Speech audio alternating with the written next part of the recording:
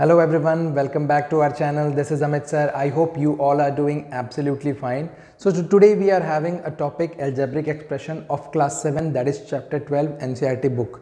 Okay so चलिए आज algebraic expression समझते हैं. First of all algebraic expression समझने के लिए आपको क्या जानना ज़रूरी है? जानना ज़रूरी है how the algebraic expression is formed. तो सिंपल सी बात है कि ये देखो यहाँ पे how the algebraic expressions are formed. तो they are forming by the combination of constant and variable connected by mathematical operators. ठीक है, that can be plus minus multiply and divide. ठीक है, there is a one question comes for example. चलो सबसे पहले एक example समझ लेते हैं. अगर मैंने लिखा 3x प्लस, मैंने क्या लिखा एग्जाम्पल 3x प्लस 2y. तो ये क्या है हमारा एल्जेब्रिक एक्सप्रेशन है. Why it is algebraic expression? Because देखो यहाँ पे क्या है, कांस्टेंट भी है, वेरिएबल भी है, मल्टीप्लिकेशन में दोनों है 3x, उसके साथ क्या है प्लस है. तो ये क्या है, पूरा एक कंप्लीट मैथमेटिकल ऑपरेशंस यूज करते हुए एक एल्जेब्रिक एक्सप्रेशन सेटअप हो रहा है. The thing between algebraic expression and equation, इन दोनों के बीच में डिफरेंस क्या होता है, डिफरेंस समझ लेते हैं. डिफरेंस समझ लेंगे, बहुत इजी हो जाएगा समझना. एक्सप्रेशन में आपको या तो LHS देगा या RHS देगा, आप जो भी बोलना चाहो. सिर्फ आपको क्या मिलेगा, one side of the equation मिलेगा. इक्वल साइन कभी भी नहीं मिलेगा. इक्वेशन में क्या होता है, LHS equal to RHS available होता है. तो ये चीज़ आपको क्या रखनी है, याद रखनी है कि एल्जेब्रिक एक्सप्रेशन में क्या होगा, हमेशा आपको वन साइड ही मिलेगी. इक्वल साइन रेयरली मिलता है. ठीक है, of course that is also a part of the algebraic expression, but अभी उसको एक्सप्रेशन नहीं, उसको हम क्या बोलते हैं, इक्वेशन बोलते हैं जब इक्वल आएगा. ठीक है, तो फर्स्ट थिंग डन. इसके बाद आती है बात किसकी, कि ये कांस्टेंट क्या होता है ना. कांस्टेंट क्या होता है, सिंबल्स फिक्स वैल्यू, सीधे से फिक्स वैल्यू, और वेरिएबल मतलब नो फिक्स वैल्यू. ठीक है, अगर कहीं पे भी कांस्टेंट टर्म दिया हुआ है वहां पे क्या होगा, फिक्स वैल्यू होगा. कहीं पर भी आपको वेरिएबल दिया है तो उसकी वैल्यू फिक्स नहीं होगी. फॉर एग्जांपल नंबर्स 1 2 3 4 ये सब किसके अंडर आते हैं, कांस्टेंट्स के अंदर आते हैं. वेरिएबल आपके अल्फाबेट्स होते हैं A B X Y, क्योंकि इनकी वैल्यू कभी भी फिक्स नहीं होती है. ठीक है, तो आई होप ये दोनों क्लियर हो गया. उसके बाद टर्म्स ऑफ एन एक्सप्रेशन. तो आप किसी भी एक्सप्रेशन के टर्म्स को कैसे आइडेंटिफाई करोगे, क्योंकि terms are separated by plus और माइनस साइन ओनली. तो जैसे यहाँ पे देखो 3x प्लस 2y माइनस 4, अगर मैंने फॉर एग्जांपल ये एक इक्वेशन दिया तो इसमें टर्म में कैसे काउंट करूंगा, देखो यहाँ पर प्लस है, यहाँ पर माइनस है, तो यानी ये term number 1, term number 2, term number 3. तो टर्म्स ऐसे सेपरेट होते हैं. तो ये नहीं, ये आपके क्या हैं, यहाँ पर 3 टर्म्स आपके अवेलेबल हैं. This is 3x, this is 2y, this is minus 4. तो ये हमेशा किससे सेपरेटेड मिलेंगे आपको, प्लस एंड माइनस साइन के साथ. ठीक है, आगे चलते हैं. Factors of a term. अब टर्म के फैक्टर क्या होते हैं, जैसे यहाँ पे फैक्टर टर्म क्या मिला मुझे, 3x मिला, और क्या मिला, एक 2y मिला, और क्या मिला, -4 मिला. तो सिंस -4 क्या है हमारा, -4 जो है वो क्या है, कांस्टेंट टर्म है ना. ओके, सो ये हो जाएगा क्या 1, इसमें फैक्टर की जरूरत नहीं है, this is a constant term. अब यहाँ पे 3x लिखा हुआ है, यानी ये 3 एंड क्या होगा, x होगा. 2y मीन्स क्या होगा, 2 एंड y. तो ये क्या हो गए, इनके फैक्टर्स हो गए. ओके ओके, सो फैक्टर भी क्लियर हो गए. कोफिशिएंट्स अब हमारे पास दो तरह के होते हैं. सबसे पहले अगर कहीं पे भी कोफिशिएंट लिखा हुआ है तो कोफिशिएंट आप किसका मिलेगा, हमेशा एक टर्म का ही कोफिशिएंट मिलेगा. सो फॉर एग्जांपल यहाँ तक क्या था, हमारे पास एक टर्म अवेलेबल था 3x. अगर सिर्फ कोफिशिएंट लिखा है तो 3x में कोफिशिएंट क्या होगी, कोफिशिएंट की वैल्यू क्या होगी, 3 होगी, जिसको हम लोग क्या बोलते हैं, न्यूमेरिकल कोफिशिएंट भी बोलते हैं. अगर कहीं पे भी न्यूमेरिकल कोफिशिएंट पूछे या पूछे सिर्फ कोफिशिएंट, तो आप वहाँ क्या लिख सकते हो, इसको लिखा जा सकता है. सपोज आपके पास क्या है, एक टर्म अवेलेबल है नेगेटिव. अब सपोज स्पेसिफिकली मेंशन किया हुआ है कि coefficient of x in 3x, या किसी भी एक्सप्रेशन में बोल रहा है, तो 3x में कोफिशिएंट ऑफ x क्या हो जाएगा, x को आप क्या कर दोगे, हाइड कर दोगे, और बचा क्या आपके पास 3, तो ये क्या हो जाएगा 3. अब अगर यही कोफिशिएंट ऑफ 3 पूछेगा आपसे, for specifically if it is been asked for coefficient of 3, तब वहां पर क्या आ जाएगा, x आ जाएगा कोफिशिएंट. तो आई थिंक कोफिशिएंट भी क्लियर हो गया होगा. लाइक अनलाइक टर्म, जैसे 2x है ना, 3x 4x, ये क्या है, ये सारे ही लाइक टर्म है.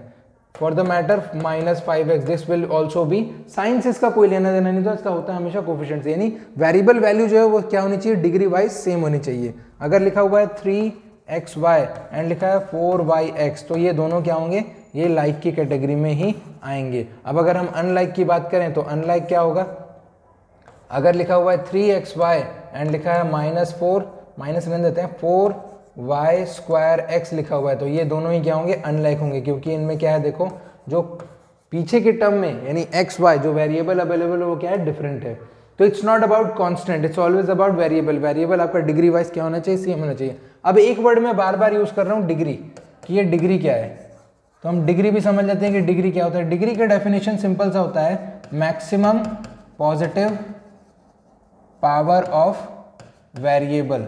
ये किसी बुक में नहीं मिलेगा, ये हमारा बनाया हुआ है, हमने तुम्हारे स्टूडेंट्स की कन्वीनियंस के लिए क्या किया, ये फॉर्मूला एक डेफिनेशन बनाई है। अब ये maximum positive power of variable in term, suppose यहाँ पे क्या है 3x² + 4y - 2, ये मेरे पास एक एग्जांपल अवेलेबल है। अब अगर मुझे इसकी डिग्री ढूंढनी की ये कौन सी डिग्री का एक्सप्रेशन है, तो मैं क्या करूँगा, पहले चेक करूँगा x की पॉजिटिव पावर क्या है, यहाँ 2, तो इस टर्म का पावर क्या हुआ 2, ठीक है। यहाँ पे y है, y का पावर कुछ भी नहीं है, मतलब क्या है 1 है। यहाँ पे तो कांस्टेंट टर्म है तो यहाँ 0 हो जाएगा। 0 क्यों होगा, क्योंकि अगर मैं कुछ नहीं तो y का पावर 0, x का पावर 0 तो बोल सकता हूँ ना, तो कुछ भी ना होने पे हम सीधे डील करते हैं 0, ठीक है, ज़्यादा सोचने की ज़रूरत नहीं है। अब इनमें से देखेंगे सबसे बड़ा पावर कौन है, 2 है, तो इस पूरे एक्सप्रेशन की जो डिग्री होगी वो डिग्री क्या होगी, 2 होगी, ठीक है, क्लियर है। तो this is called degree of the expression, alright. अब आ जाते हैं हम लोग क्लासिफिकेशन में, किसके, पॉलिनोमियल के क्लासिफिकेशन में, क्योंकि without understanding the classification we can not move further. अब the classification of the polynomial can have done on the basis of 2 things. पहला क्या है, on the basis of term, दूसरा ऑन द बेसिस ऑफ क्या है, power, या फिर इसी को हम क्या बोलते हैं, डिग्री भी बोलते हैं, ठीक है। तो जब टर्म के बेसिस पे हमारे पास क्या होगा, जब 1 टर्म अवेलेबल होगा तो हम उसको क्या बोलते हैं, मोनोमियल बोलते हैं। जब 2 टर्म अवेलेबल होगा तो हम उसको क्या बोलेंगे, बाइनोमियल बोलेंगे। जब 3 टर्म अवेलेबल होगा तो क्या बोलेंगे, उसको ट्राइनोमियल बोलेंगे, ठीक है। जस्ट लाइक यहाँ पे क्लासिफिकेशन, जब आपके पास एक कांस्टेंट टर्म अवेलेबल होगा लाइक 5, 6, -2 इस टाइप के टर्म अवेलेबल होंगे, उसको हम क्या बोलते हैं, कांस्टेंट पॉलिनोमियल। लीनियर पॉलिनोमियल का मतलब क्या होता है, x + 2 y + x + 3, कुछ ऐसे एग्जाम्पल जहां पे पावर क्या हो, डिग्री की वैल्यू क्या रहे आपके पास, डिग्री हमेशा 1 रहेगी, तब इसको हम क्या बोलेंगे, लीनियर पॉलिनोमियल। क्वाड्रेटिक में हमेशा 3x² + 2x + 5, अगर इस टाइप का इक्वेशन दिया हुआ है जहां डिग्री क्या चल रही है, 2 चल रही है, तो वहां क्या होता है, क्वाड्रेटिक पॉलिनोमियल होता है। जस्ट लाइक दैट, अगर आपके पास डिग्री की वैल्यू 3 है, देखो यहाँ पे x की पावर क्या है, 3 है, और अगर डिग्री क्या चल रही है, 3 चल रही है, तो उसको हम क्या बोलते हैं, क्यूबिक पॉलिनोमियल। इसी तरह से अगर डिग्री की वैल्यू आपके पास 4 हो गई तो इसको क्या बोलेंगे, बाई क्वाड्रेटिक पॉलिनोमियल। इसके बाद क्विंटिक भी आता है, बट वो अभी रीड नहीं करना है, तो वी डोंट गो देयर, ठीक है।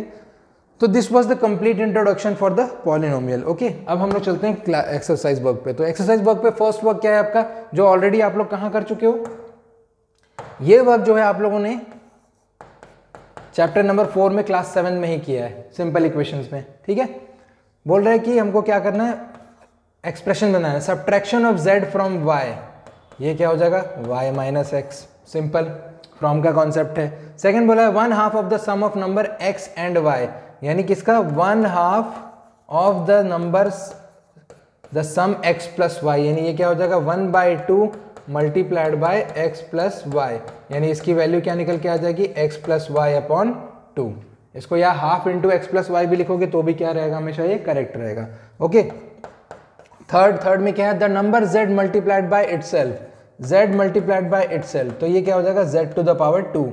क्यों होगा, क्योंकि एक्सपोनेंट इन पावर जब हमने देखा तो वहां पर क्या हो रहा था, whenever you multiply 2 same term, तो उनके पावर क्या हो जाते हैं, ऐड हो जाते हैं, तो x⁻1 + 1 ये क्या दे देगा, x⁻²। अब यहाँ कंफ्यूजन क्या होता है, ऐड एंड मल्टीप्लाई में कंफ्यूजन होता है बच्चों को। जब आप सेम वेरिएबल्स को ऐड करोगे तो आपको उसकी वैल्यू क्या मिलेगी, 2 टाइम्स द नंबर मिलेगी, और जब सेम वेरिएबल को आप मल्टीप्लाई करोगे तो उसके पावर क्या हो जाएंगे, इंक्रीज हो जाएंगे। क्यों होता है ऐसा, देखो दोनों में x है, x को मैंने कॉमन निकाल लिया, दोनों की जगह पे क्या बच गया, 1 बच गया। अभी देखो x इंटू क्या आ गया, 2, and that will be 2x। तो ये इसके पीछे का क्या है, रीजन है, क्लियर है, आई होप इट विल। चलते हैं आगे, फोर्थ क्या बोल रहा है, देखो 1/4 of the product of P and Q, यानी 1/4 of P into Q, that means P into Q upon 4, और that can be written as PQ upon 4। Understood. Fifth पे आ जाओ। फिफ्थ में क्या हमारे पास, number x and y both squared and added, x and y both squared and added, तो x square plus y square. Six में क्या है हमारे पास, number 5 added to 3 times the product of number m and n, number 5 is add to 3 times the product of number m and n, product मतलब m plus n, सबसे पहले क्या करेंगे m प्लस n, इनका क्या 3 टाइम्स में हमको क्या करना है, 5 ऐड कर देना है, ठीक है। तो m प्लस n mn कभी नहीं होता है, याद रखेंगे, m अलग क्वांटिटी है, n अलग क्वांटिटी है, ये दोनों कभी भी ऐड नहीं की जा सकती है। जैसे दो डिफरेंट स्पीसीज को हम लोग ऐड नहीं कर सकते, सपोज एक हर्ड यार्ड में क्या है, 3 काउज हैं एंड 2 बफेलोज है, तो उनको मिला के मैं 5 काउ बफेलो नहीं बोल सकता, दे आर 2 डिफरेंट थिंग्स। तो जस्ट लाइक दैट ये mn है, और यही चीज अगर मल्टीप्लीकेशन में आएगी m इंटू n, तो ये क्या हो जाएगा, ये mn हो जाएगा। लेकिन एडिशन में it is not possible, multiplication में इट इज पॉसिबल, ठीक है। तो इसमें गलतियां होती है, that's why I told you. तो 3m प्लस n प्लस 5। अब ऑब्वियसली देखो यहाँ पे क्या है, 3 टाइम्स द प्रोडक्ट ऑफ लिखा था, सम लिखा था क्या, बिल्कुल नहीं, प्रोडक्ट लिखा था, तो इसको हम क्या करेंगे, प्रोडक्ट बनाएंगे, 3m into n plus 5 which will be 3mn plus 5। Okay, question number 7 पे आ जाओ। 7 में क्या हमारे पास, product of the number y and z subtracted from 10, 10 में से सब्ट्रैक्ट होगा तो 10 तो पहले लिखना पड़ेगा, फ्रॉम आ गया है, and the product of number y and z, product means y multiplied by z, तो ये हो जाएगा 10 माइनस yz, ठीक है। 8th में आ जाओ, what do we have in 8th, sum of the number a plus b subtracted from their product, तो ab का प्रोडक्ट क्या होगा, ab फ्रॉम प्रोडक्ट बोला था तो प्रोडक्ट को पहले लिखा, subtracted by the sum means a plus b, तो यहाँ क्या हो जाएगा, ab minus a plus b, ये हो गया हमारा फाइनल। क्लियर है? So that's what was the first question, I hope it is clear. Moving on to question number 2। Question number 2 के फर्स्ट में देखिए हमको क्या आइडेंटिफाई करना है, terms and their factors in the following expression show that and by tree diagram, हमको क्या करना है, ट्री डायग्राम दिखाना है। तो x माइनस 3 में देखो सबसे पहले क्या करना है, टर्म आइडेंटिफाई करना है, तो मैंने क्या लिखा है यहाँ पे, फर्स्ट लेवल पे मैंने टर्म लिख दिया, सेकंड में मुझे मुझे क्या फाइंड करना है, फैक्टर फाइंड करना है, तो मैंने यहाँ फैक्टर लिख दिया, तो यहाँ x और ये -3, ठीक है। ऑफ कोर्स x का फैक्टर क्या होगा, x इंटू 1, और ये -3 ही रहेगा क्योंकि बाकी इसमें तो कुछ है ही नहीं, है ना। सेकंड पे चलो, सेकंड में क्या है हमारे पास, 1 प्लस x स्क्वायर, तो हमारे पास क्या है, टर्म क्या क्या निकल रहे हैं, 1x एंड x स्क्वायर, तो देखो ये तीनों क्या हो गए, एरो से ज्वाइन कर दो। यहाँ पे भी आप चाहो तो वैसा बना सकते हो लाइक दिस, क्योंकि ये यहीं से निकल रहे हैं। तो ट्री डायग्राम में बस आपको क्या करना है, एरोज दिखाने हैं और कुछ नहीं करना है कि what is the relationship and where it is coming from. So factors क्या है, 1 का तो 1 ही रहेगा, यहाँ 1 एंड x आ जाएगा, और यहाँ पे क्या आ जाएगा, x एंड x। क्यों मैंने 1 एंड x लिखा है इसको, क्योंकि देखो कोफिशिएंट की वैल्यू क्या है, यहाँ पे 1 है, तो लिख देते हैं एटलीस्ट 1 टाइम। तो ये हो गया क्या हमारा टर्म्स एंड फैक्टर। अब इसके बाद मैं बता देता हूँ आपको c में क्या है हमारे पास, इन c y minus y to the power 3, number 1 क्या होगा, टर्म होगा, देखो यहाँ पे y, और यहाँ पर क्या हो जाएगा y माइनस 3, तो ये फर्स्ट और ये सेकेंड। अब फैक्टर में देखो सबसे पहले क्या आएगा, फैक्टर में y ही रहेगा ये, है ना, और यहाँ पर क्या हो जाएगा -1 इन y एंड y, ठीक है। तो ये क्या हो गया आपका कंप्लीट। उसके बाद फिर d में क्या है हमारे पास, d में है देखो 5xy square plus 7x square y, तो सबसे पहले ये दो टर्म हमारे पास क्लियर है कि 5xy स्क्वायर है एंड 7x स्क्वायर y है, ये क्या हो गया, दिस इज द टर्म। इसके बाद आ जाओ फैक्टर में, तो फैक्टर में क्या हो जाएगा 5xy, ये चारों हो गए, और यहाँ पर क्या हो जाएगा 7xxy, ये भी 4 हो गए। क्लियर है किस तरीके से करना है ट्री डायग्राम।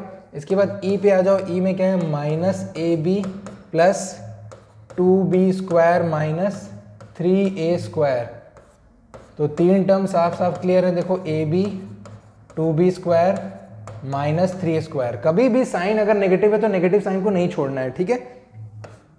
यहाँ पर देखो सबसे पहले -1 a एंड b यहाँ पर क्या आ जाएगा, यहाँ 2bb, यहाँ पर आ जाएगा -3a एंड a। ये हो गया क्या, these are the terms and these are the factors. Clear? तो ये हो गया क्या आपका complete for the question number 1 का। 2 का 1 जो है ये कंप्लीट हो गया यहाँ पे। अब 2 के सेकंड पार्ट पे चलते हैं। हमारे पास क्या है, देखो यहाँ पे identify term and factor and their expression in the given below. हमको क्या करना है, टर्म एंड फैक्टर, सेम वही चीज है, -4x but without tree diagram करना है। तो कुछ मत करो, बस रिलेशन मत दिखाओ, है ना, रिलेशन मतलब एरोज मत दिखाओ। तो क्या है हमारे पास -4x एंड 5। इसके बाद आ जाओ फैक्टर्स पे, तो फैक्टर्स क्या हो जाएंगे, -4 एंड x, और इसका क्या रहेगा, इसका तो 5 ही रहेगा। ठीक है, तो ये हो गया। इसको आप क्या करो, बॉक्स मेथड कर लो, ऐसे बॉक्स बना लो। तो ये देखो कितना क्लियर है ये, है ना। अब बाकी के क्वेश्चन आप लोग करोगे, इसमें मैं आपको f फाइनली बता देता हूँ, 1.2ab -2.4b प्लस 3.6a। अब ये पॉइंट देखते ही ना 7th के बच्चे डर जाते हैं, majority of the time, but I have seen in my classes कि बच्चे क्या होते हैं, पॉइंट देखते ही डर जाते हैं। पॉइंट में देखने की कोई डरने की जरूरत ही नहीं है। नंबर अगर पॉइंट में भी, जैसे यहाँ पे देखो अगर 4 है तो 4.0 तो है ना, होल नंबर दिया, लेकिन अगर उसको मैं डेसिमल में लिखना चाहता हूँ, it can be 4.0, isn't it. So just like that, यहाँ पे टर्म क्या मिल जाएगा मुझे, 1.2 मिल जाएगा, a मिल जाएगा एंड b मिल जाएगा। सिमिलरली -2.4 मिल जाएगा और b मिल जाएगा। फॉर द थर्ड टर्म क्या मिल जाएगा, 3.6 और a मिल जाएगा। ठीक है, तो ये क्या हो गया हमारे, एक्चुअली मैंने क्या किया, फैक्टर ब्रेक कर दिया। तो मैंने यहाँ पे क्या कर देता हूँ, फैक्टर लिख देता हूँ। मैंने क्या किया, डायरेक्ट फैक्टर लिख दिया। अगर टर्म में लिखना चाहूँ तो टर्म ये और ये देखो नेगेटिव के साथ आएगा। टर्म मैं पूरी तरह से नहीं लिख रहा हूँ, मैं सिर्फ अंडरलाइन करके छोड़ दिया है मैंने, फॉर योर बेटर अंडरस्टैंडिंग। आप ये C, B और D ये आप खुद करेंगे, DYS। So not big deal, कोई डिफरेंट क्वेश्चन है नहीं। आगे बढ़ते हैं हम लोग। अगला क्वेश्चन क्या है, question number 3 saying that identify the numerical coefficient of the term. Numerical coefficient of the term, each question में क्या करना है, numerical coefficient of the term identify करना है। तो देखो 5 ऑलरेडी क्या है, कांस्टेंट है, यानी यहाँ पे मुझे क्या करना है, -3t² का न्यूमेरिकल कोफिशिएंट क्या होगा, न्यूमेरिकल कोफिशिएंट विल बी -3। कितना इजी है देखो, 1 + t + t² + t⁻³ 3। तो यहाँ पे देखो एक बार t का न्यूमेरिकल कोफिशिएंट निकालेंगे, फिर इसके बाद t² का न्यूमेरिकल कोफिशिएंट निकालेंगे, उसके बाद t⁻³ का न्यूमेरिकल कोफिशिएंट निकालेंगे। थोड़ा राइटिंग वक्त ज़्यादा हो जाएगा। यहाँ पे देखो, यहाँ भी 1 है, यहाँ भी 1 है, यहाँ भी 1 है और +1 है। क्यों? क्योंकि सब क्या है, पॉजिटिव में है। अगर यही नेगेटिव में होते तो क्या करते हम लोग, नेगेटिव के साथ लिखते। ठीक है, थर्ड देख लो। थर्ड में क्या है हमारे पास, x + 2xy + 3y। तो ये dys रहेगा, क्योंकि अगेन पॉजिटिव है, बताने का कोई मतलब नहीं है। फोर्थ में आ जाओ, फोर्थ भी dys रहेगा आपका। फिफ्थ में आते हैं। फिफ्थ में क्या है देखो, -p² q² + 7pq। dys देने का ये मतलब है क्योंकि कुछ क्वेश्चन आपको खुद से भी करने चाहिए, आंसर की से चेक कीजिए, इजीली बन जाएगा। तो आपको पता रहेगा कि हाँ ये बन रहा है मुझसे, है ना। आते हैं यहाँ पे देखो, पहला टर्म क्या है मेरे पास, p² q²। इसमें न्यूमेरिकल कोफिशिएंट क्या होगा, अगेन न्यूमेरिकल कोफिशिएंट कुछ भी अवेलेबल नहीं है, तो नेगेटिव क्या होगा, 1 होगा। क्यों? सबसे पहले क्योंकि माइनस में टर्म है ना। फिर उसके बाद मेरे पास क्या है, +7pq। इसमें न्यूमेरिकल कोफिशिएंट क्या होगा, +7 हो जाएगा। अंडरस्टूड। इसके बाद चेक कर लेते हैं बाकी 8th एक बार देख लेते हैं। 8 भी थोड़ा डिफरेंट है, विच इज 2l + b। तो पहले आपको इसको क्या करना पड़ेगा, सिंप्लीफाई करना पड़ेगा। सिंप्लीफाई मतलब 2l + 2b, यानी टर्म नंबर 2l का न्यूमेरिकल कोफिशिएंट क्या होगा, अब एक टर्म ये है, एक टर्म ये है, तो numerical coefficient will be 2 and 2 में भी न्यूमेरिकल कोफिशिएंट क्या होगा, 2 ही होगा। ठीक है, फॉर द लास्ट वन, क्योंकि 9th में अगेन डेसिमल आ गया, तो डेसिमल 0.1y + 0.01y²। तो 0.1y numerical coefficient will be, अब देखो उसको थोड़ा इंटरेस्टिंग बना देता हूँ, मैं यहाँ पे नेगेटिव लिख देता हूँ। 0.1y में न्यूमेरिकल कोफिशिएंट क्या हो जाएगा, 0.1 पॉजिटिव में। और यहीं पे देखो 0.01y है, y², और यहाँ पे क्या है, नेगेटिव लगा हुआ है, तो न्यूमेरिकल कोफिशिएंट क्या आएगा इसका, -0.01। ठीक है, तो टर्म में हमेशा प्लस एंड माइनस याद रखना है। क्यों? क्योंकि जनरली प्लस हम लोग लिखते नहीं, लेकिन जब नेगेटिव आता है तो आपको मेंशन करना ज़रूरी हो जाता है वो। ठीक है, तो इस बात को आप लोग को अच्छे से याद रखना है। ठीक है, चलते हैं आगे नेक्स्ट क्वेश्चन पे। What is our next question, identify the term which contains x and give the coefficient of x। मतलब क्वेश्चन में मुझे आइडेंटिफाई करना है कि ऐसा कौन सा टर्म है जिसमें x अवेलेबल है। ये देखो दो टर्म है हमारे पास, ये दोनों, इसमें क्या है y square x। So in y square x numerical, sorry not numerical coefficient, अभी सेकंड टाइप का कोफिशिएंट है। याद होगा अगर इंट्रोडक्शन में मैंने दो टाइप के कोफिशिएंट आप लोगों को बताए थे, एक न्यूमेरिकल कोफिशिएंट होता है और एक कोफिशिएंट बोलता है। इस पर्टिकुलर क्वेश्चन में कोफिशिएंट ऑफ x पूछ रहा है, कोफिशिएंट ऑफ x। तो x को हाइड कर दीजिए, क्या बच गया प्लस वाई स्क्वायर, ये हो गया आपका कोफिशिएंट कंप्लीट। ठीक है, फिर उसके बाद सेकंड क्वेश्चन बोला 13y स्क्वायर माइनस 8yx। तो यहाँ पे देखिए यहाँ तो x है नहीं, x कहाँ पर है, यहाँ पर है। सो क्या लिखेंगे, in minus 8yx coefficient of x is, क्या हो जाएगा, देखो x को हाइड कर दिया, यहाँ हो गया माइनस 8y। थर्ड पे आ जाओ, थर्ड में क्या है हमारे पास, x प्लस वाई प्लस 2। यहाँ पे भी x, सॉरी x वहाँ, यहाँ पर नहीं है x और यहाँ पर भी नहीं है x, है ना, यहाँ पे x है। तो इन x coefficient of x is again 1। हमने क्या कर दिया 1, क्योंकि x के साथ कोई भी कोफिशिएंट अवेलेबल नहीं, तो that would be 1। Similarly fourth में क्या हमारे पास 5 प्लस z प्लस zx, है ना, 5 में भी नहीं है, z में भी नहीं है, zx में है। सो इन zx coefficient of x will be z only, क्योंकि x को हाइड किया तो क्या बचा, z बचा। ठीक है, फिफ्थ में चलते हैं। फिफ्थ में क्या हमारे पास 1 plus x plus x y, अभी 1 नहीं है लेकिन x और xy दोनों ही ये टर्म है। सो इन x coefficient of x is 1। Similarly in xy coefficient of x is y।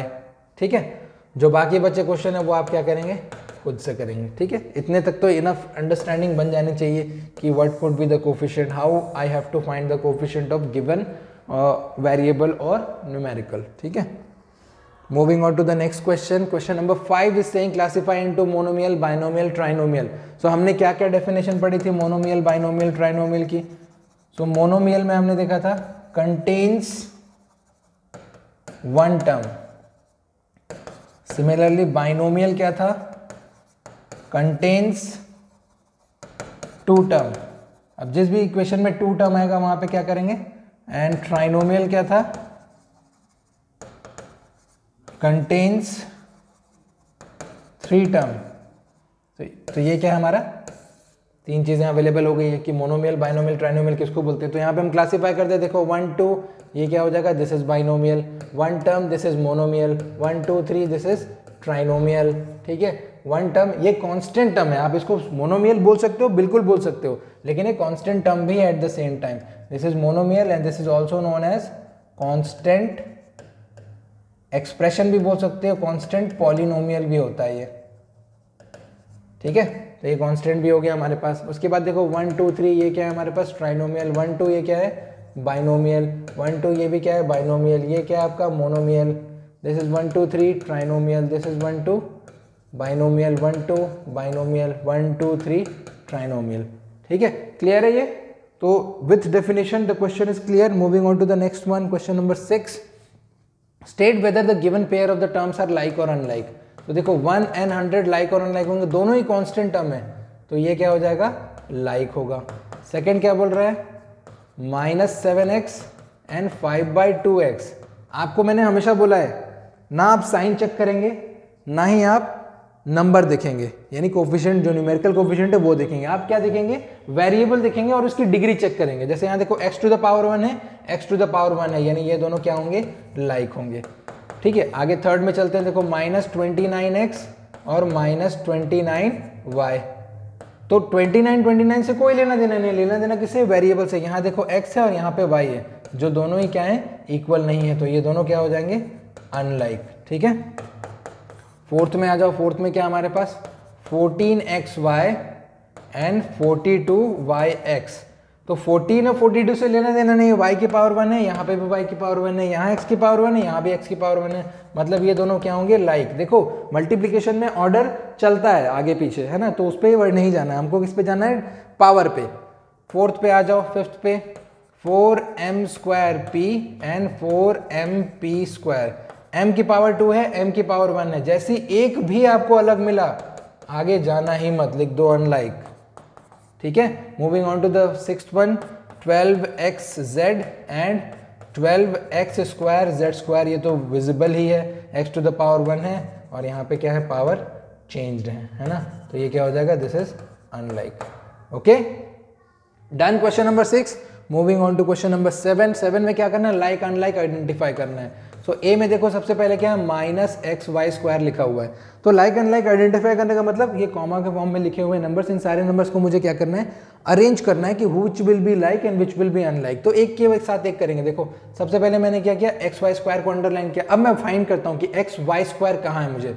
ये वाई एक्स स्क्वायर है, ये नहीं होगा। ये देखो 2x Y square, 2x Y square, ये मिल गया, इसको भी मैंने अंडरलाइन कर दिया। और फाइंड करते हैं x square y x y x other than whatever it is given, यानी x to the power 1 and y to the power 2।